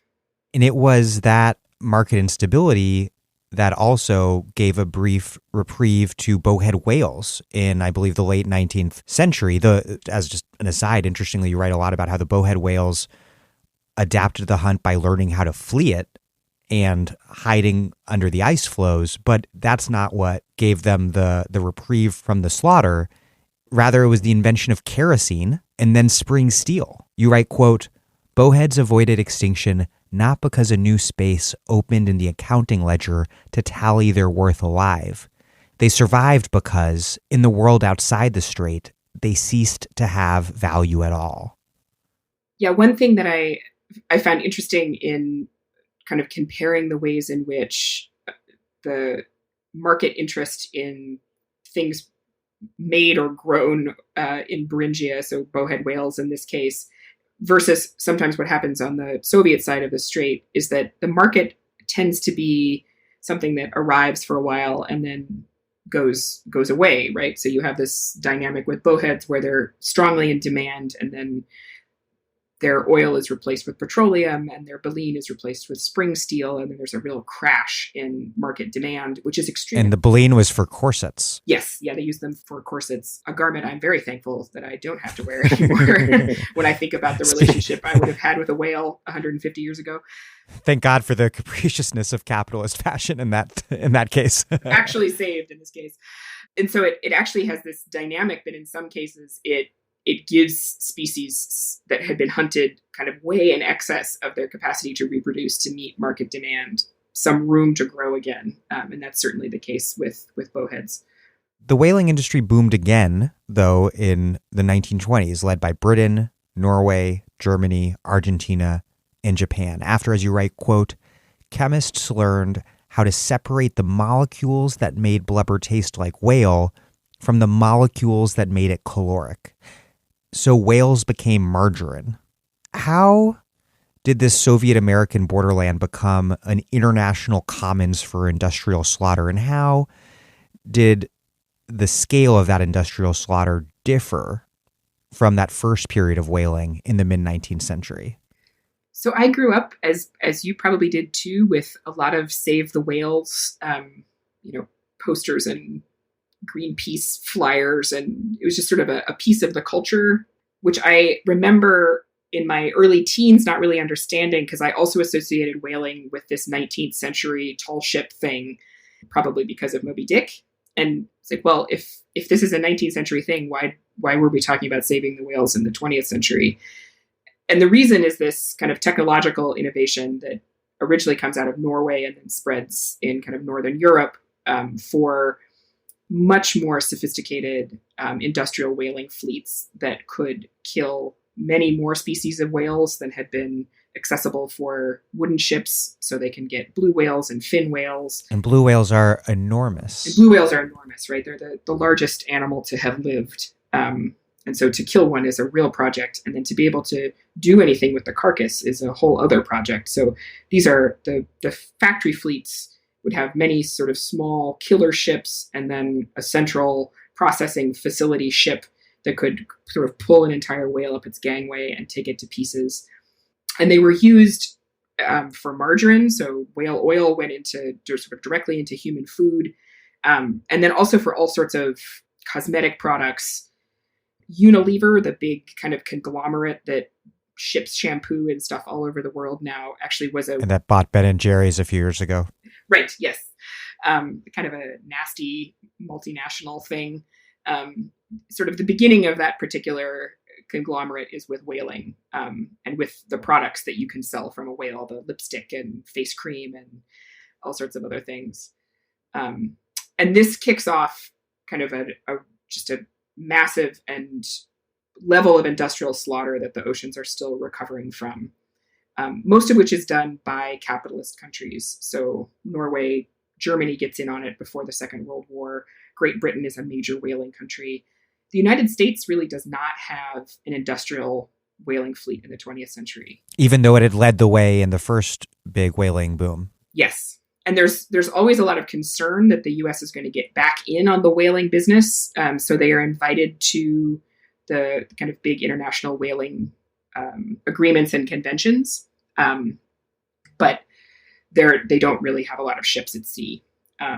It's much more of a European project. And then Japan starts to whale at a large level after the Second World War. With U.S. assistance. With U.S. assistance, yeah. It's a kind of part of the Marshall Plan for Japan, as a way of building the country back up. Ultimately, it was the Soviet Union that became the leading holdout against whaling restrictions in the second half of the 20th century because the, quote, industrial aspect of industrial capitalist slaughter was not just acceptable, but desirable. How did that shift happen, and how was it that the Soviet Union became, at least perceived in this conveniently historically amnesiac way by its critics, as this rogue whaling state, and why was the Soviet Union so committed to whaling, not only to the industry, but really to the society of the whaling ship as an exemplary space? So Soviet whaling, as a historian, has certain vexing aspects, which is that a lot of the documentation is hard to get your hands on, if not impossible. I think there's probably some documents sitting somewhere in Moscow that actually talk about the really high-level meetings where people hash through all the ins and outs of why the whaling industry continues. But I think it's pretty clear that it starts in the 1930s, and particularly after the Second World War, as a way of providing calories for the Soviet Union. There's a very small whaling industry. It's almost like a proof of concept in the 1930s that's off of Chukotka. And it's mostly providing whales for use in the Soviet Far East. But during the Second World War, the commander of the Far Eastern whaling fleet writes to Stalin and says, there is an enormous untapped resource here. There's massive quantities of fat in the Pacific Ocean and down toward Antarctica. If we just had a whaling fleet, we would be able to provide it. And this is a moment when the Soviet Union is, it's fighting Nazi Germany, it's fighting Japan. The war is extraordinarily costly in human life and for kind of all of the industries within the Soviet Union, to a level that I think Americans sometimes are not even cognizant of. It's just a massive reordering of society, 30 million casualties. And all energy, human and otherwise, going to the front. Yes, absolutely everything is going to the front. And that means there's agricultural production is scaled down. Some of the richest agricultural regions are battlefields. So Ukraine is no longer a breadbasket because it's kind of central to the conflict with Nazi Germany. So there's a caloric crisis within the country, and whaling looks like one of the ways to get over this. It's like a supply of meat and fat, things that are really needed by the Red Army, and by Soviet citizens. And so that's where the kind of really large-scale industrial whaling takes off, partly because the Soviet Union captures some German whaling fleets. So it kind of gets the material. By the 1950s is floating these really massive, very technologically sophisticated ships, both in the North Pacific, up toward the Bering Strait, and then also down to Antarctica.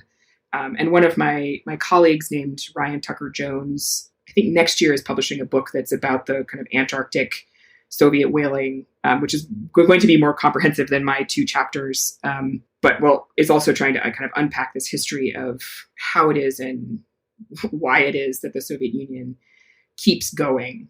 Because the whaling in the 20th century is at excess, right? It's killing millions of whales. That's not an exaggeration. Some species of whales, it's pushing very close to extinction. And because whales are becoming more and more scarce, 2 things happen.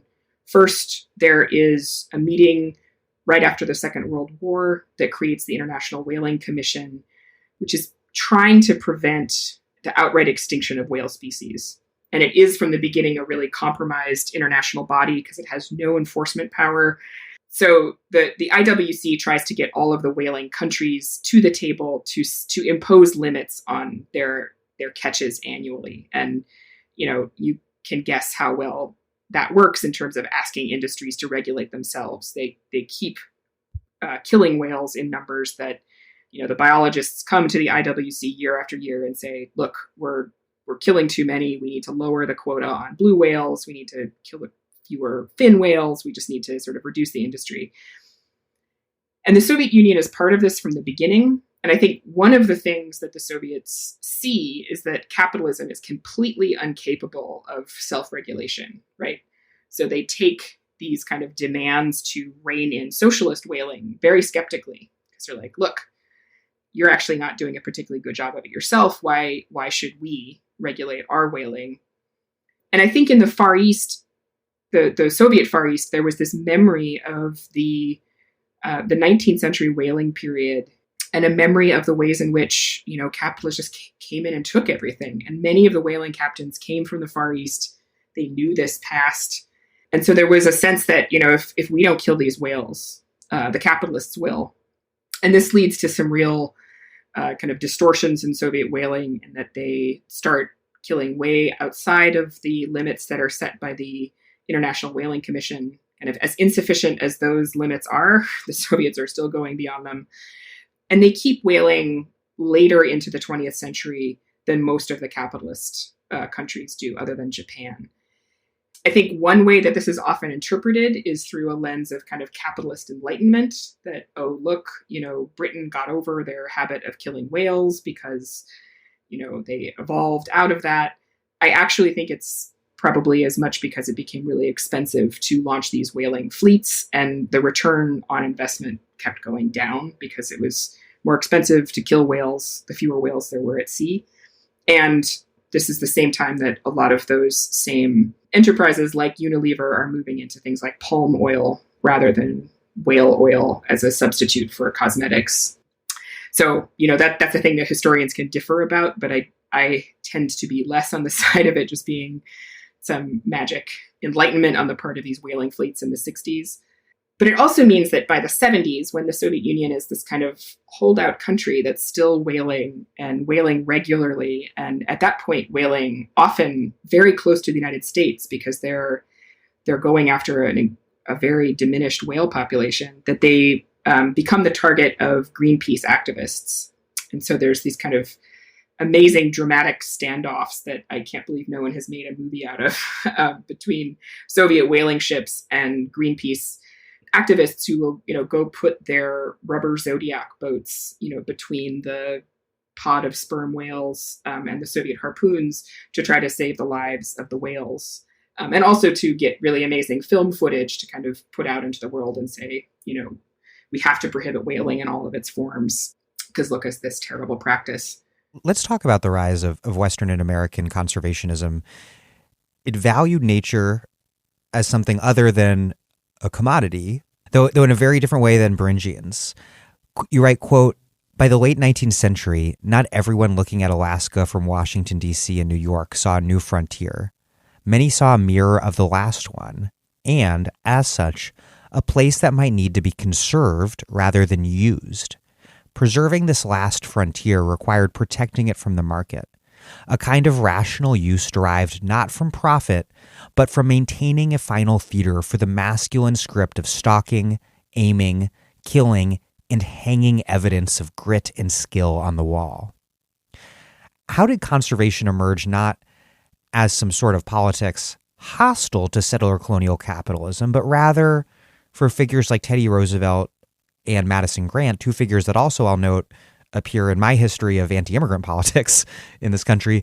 The two things are very much related for them. But it's a feature instead of capitalist and white supremacist and imperialist ideology, even though it betrayed an anxiety about the consequences of all of that. How did that happen, and how did it value walrus and caribou lives in a way that perversely framed them as imperiled by native people rather than the very order that people like Teddy Roosevelt and Madison Grant sat at the top of? Right. I love that that's a piece of overlap between our two books. I feel like Madison Grant, he just shows up everywhere, mostly for very terrible... Really bad guy. But I think, unfortunately, quite indicative of many of the people involved in this early moment in American kind of conservation thinking, which has to do with an idea that the American character is forged through a relationship with, what we would now call the frontier, with a kind of a wild landscape, and through hunting in it. And the vision of hunting that Grant and Roosevelt had in mind is actually one that they inherit from the British aristocracy, which is that you go out and you pick a particularly large, usually male animal, and you chase it down and you kill it, and you probably do eat some of it, but the real reason is to have a trophy, which is a kind of signal of your capacity as a masculine being of the frontier. And the ability to do this in the American West by the later parts of the 19th century is something that people like Roosevelt and Grant are worried about because, the actual force of settler colonialism has displaced so many of the bison and the bear and the moose and the elk and the other animals that they're really interested in hunting in this way, and leads to, there are authors like Carl Jacobi who go into this in great depth. So I'm doing like a real gloss here, but leads to the creation of national parks as spaces that are not supposed to have hunting for any kind of commercial or even really subsistence purpose. They are supposed to be spaces without human beings in them for the most part, certainly without poor white populations or indigenous people, but places that these animal populations can be preserved in and then occasionally hunted under kind of very strict rules through licensing.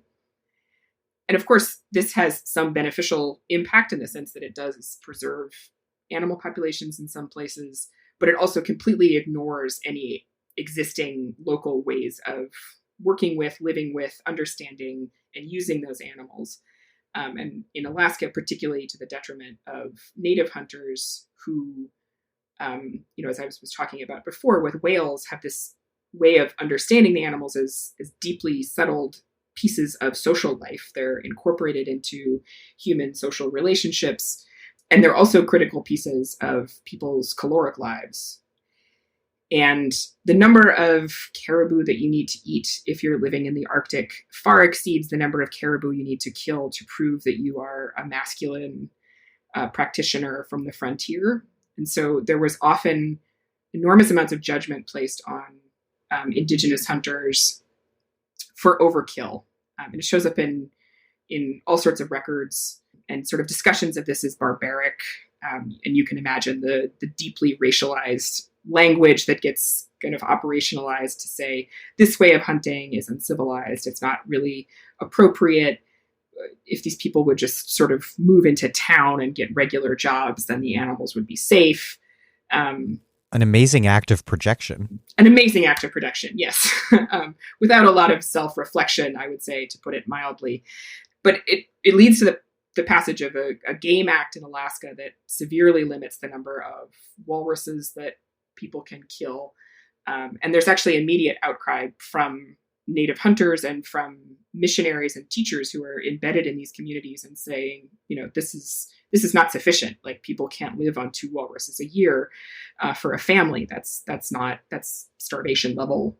So that it replays a piece of the history of American conservation that is actually present through, basically from the Adirondacks all the way west, shows up in Alaska. And then it kind of reappears in the 1970s and the 1980s in this anti-whaling moment, because there's a slippage for many of the Greenpeace activists, and it's a slippage that is very well remembered up north. So if you want to make yourself unpopular, if you go to St. Lawrence Island, say you come from Greenpeace, because they have left a really bitter taste in a lot of these Indigenous communities, because in this period of anti-whaling activism, they started with kind of targeting the Soviet Union and these industrial level whale kills, but actually extend it to all whalers everywhere, to the point that the International Whaling Commission actually calls a moratorium on all whale hunts, regardless of who's doing it or for what purpose, in the 1980s. It's actually Inupiaq on the North Slope, in the town was called Barrow for a while and is now returned to its Inupiaq name of Utqiagvik, actually kind of organized politically to push back against the International Whaling Commission's ruling about Indigenous whaling. And in part, their argument is, we are not responsible for the industrial slaughter that has put these animals in danger, number one. And number two, the actual number of bowhead whales is sufficient that, a subsistence harvest in the Arctic is not going to endanger them at all. And the Inupiaq actually invite some marine biologists in to kind of get outside confirmation from Western scientists that the bowhead numbers are robust, and it works. And so actually the International Whaling Commission ends up reversing its ruling on this, and now native whalers on both sides of the Bering Strait have quotas every year for gray and bowhead whales, numbers of whales that they can strike and kill. And so it has kind of returned to being a regular subsistence practice after this brief period of being outlawed. You write, quote, "Where the market measured success in general growth and tolerated abandoning species in places and people when desires shifted, the plan expected each person in every farm to show increase. The American Yupik and Soviet Yupik spoke dialects of the same language, ate the same succulent plants soaked in the same seal oil, looked for the same birds signaling spring. But in their respective villages, their missionaries now preached different kingdoms coming, amid economies that set different measures of value. In Chaplano, the kolkhoz took any walruses or foxes killed in exchange for supplies, even if those supplies were more likely to be posters of Stalin than sugar. In Gamble, the store had more sugar and no Stalin, but valued walruses and foxes erratically. Lived communism was consistent, if often insufficient. Lived capitalism often bounteous, but capricious. But then, quote, the collapse of the Soviet Union ended salaries for herders, along with fuel for helicopters and vizhoods, veterinary care, and imported food. The regularity of Soviet life was an Arctic aberration, one the Chukchi first had to adapt to living with, then without. At the end, one reindeer specialist wrote, of yet another branch of human civilization.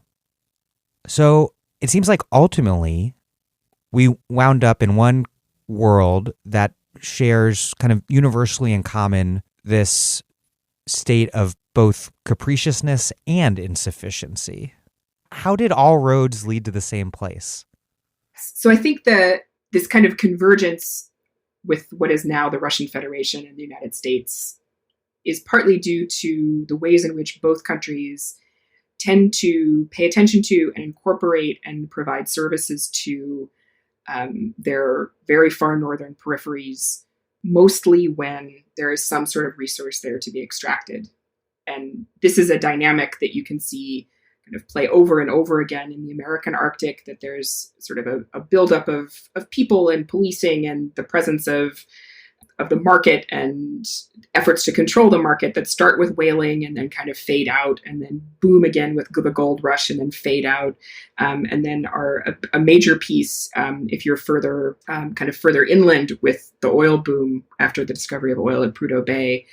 And it's certainly something that people who live in Alaska talk about, right? That you get these boom and bust cycles, and that what the Soviet Union did is kind of try to flatten that out. And that was part of the ethical commitment to making people equal, was to not have their source of kind of basic material subsistence be something that could just disappear. So the state would provide a salary for reindeer herding, even if there was no demand for the reindeer that were being herded. And then when that disappears in the 1990s with the collapse of the Soviet Union, Chukotka goes through a period that when people talk about it now, they talk about it in ways that are not dissimilar to some of the really difficult parts of the Soviet project, in that it was, a moment of incredible and shocking and deep poverty. The kind of infrastructure of the Soviet state disappears over a couple of years. There's no fuel being sent in. There's no food coming in. Electricity shuts down, and people kind of tough it out and are now kind of in an analogous position to what has been the norm on the American side, which is there's a great deal of attention paid to certain places. Chukotka is, one of the major gold production regions for the Russian Federation now. So there are towns that, have an influx of workers and infrastructure because of that. And there are other kinds of places where industry brings attention. And then there are these places that are sort of forgotten. And I think it's a dynamic that is likely to intensify and potentially intensify in ways that look really familiar to this pattern as the sea ice becomes less prevalent. The ability to ship goods from Asia to Europe via the Northeast Passage, the Great Northern Sea Route north of Russia, is going to be possible in the summer in a couple of years, basically, maybe a decade. And with all of that new shipping traffic, that means there will be port cities all the way along the kind of Russian north that will see this kind of influx of investment, infrastructure, lots of people, lots of population churn. And that's also going to mean that other parts of the north remain forgotten. You write, quote, "With or without people, there is no one moment when this land and sea existed in some pure, unchanging balance. Yet this land and sea are also in the process of ceasing to exist in the form we knew in the past. What global warming shows, in other words, is that there's no place where deep environmental harm can be permanently displaced away to, because burnt up fossil fuels send greenhouse gases into one big shared global atmosphere that we all live under." And you write, quote, "Beringian land is always changing, but it is hard to change. But, quote, it is hard to change the tundra, but not impossible. As the 21st century crawls on, humans' aggregate but uneven lust for energy saturates the globe with levels of carbon not seen since long before Rangifer or people existed. In other words, is now changing along with the rest of the world, in part because of oil extracted from Alaska. What have you learned about the history of human relationships to the earth from your work in Beringia that might help us think about how to disrupt this fossil-fueled conveyor belt towards climate catastrophe that the entirety of humanity is currently strapped to?" This is the question that keeps me up at night. Me too. I hope there's something to be learned, because otherwise, why am I doing this? And it's something I talk about with my students all the time, since I think as acutely, or perhaps even more acutely than I do, people in their late teens and 20s sort of understand the future to be this just, this thing that we have very little time to try to make the best of. I think a couple of things about this particular history. I don't know if hope is the right word, because I think hope is often quite trite and is disaggregated from things like taking actual action and being responsible. But in a perhaps more practical sense, are models of the fact that we are not kind of doomed to a single way of conducting ourselves that is completely wedded to this fossil fuel conveyor belt, as you put it. I think one of those is that, if nothing else, this book is I think I say this in the introduction, it's a set of vocabularies or possibilities for ways in which people have understood their relationship to nature that are not fixed. Capitalism isn't some inevitable thing that has always existed there and has dominated people's lives forever and ever. It's actually, in historical terms, it's an aberration. It's a recent thing. It's not the norm. And therefore, there are other ways of doing business. And secondly, and this is the thing that I find endlessly fascinating about Russian history, is that it actually is possible to dramatically change the way that people understand the role of the government and the demands that they can make of it and its ethical role in their lives. And, say what you want to about the terrible things that come after the Bolshevik Revolution, but it was actually a moment when, if you look at the Russian citizenry that I actually don't pay a lot of attention to in this book, because they live very much further to the west, and they live in cities, and they're the kind of educated, literate elite. But those folks were looking around their world at the turn of the 20th century and saying, the way that we are living now cannot continue. It is so antithetical to life. It is not supportive of just being human beings in a practical sense, because Russia was a country with a great deal of kind of poverty, and it's not possible in a moral sense, because look at the way we're treating each other. It changed, right? It actually got to the point where it was so antithetical to life that there was a revolution. And people can debate, whether or not the revolution contained continuity from the Tsarist period or not, and it will go on and on. But certainly the vision of that group of kind of committed Bolsheviks was that it is in fact possible to decide that we as a collective need to try to live differently in order to sustain life. And they weren't thinking in environmental terms, but they were thinking in ethical terms. And they were thinking about what justice would look like. And I think in the 21st century, it's pretty hard to think about the environment without thinking about justice. And therefore, perhaps there is an opening for a kind of thinking that it can be more inclusive of things that aren't people, of understanding ecosystems as part of our politics, not as what politics act on, but that also really has this core of justice at its forefront, as the other option is antithetical to existing. It's hostile to life. And I think that the experience I've had talking about this book with people has been inspiring in the sense that there is such an appetite for trying to think that way, that people are looking for models and vocabularies and senses of possibility, rather than this kind of end of history. We're all just stuck in 21st century capitalism, late capitalism, neoliberalism, whatever you want to call it, right? That this is all there is. That people are looking for that exit, and that sense that there are kind of flourishing possibilities for ways of thinking that exist outside this and have survived it, and therefore can perhaps outlive it. Well, Bathsheba Demuth, thank you very much. Thank you so much, Dan.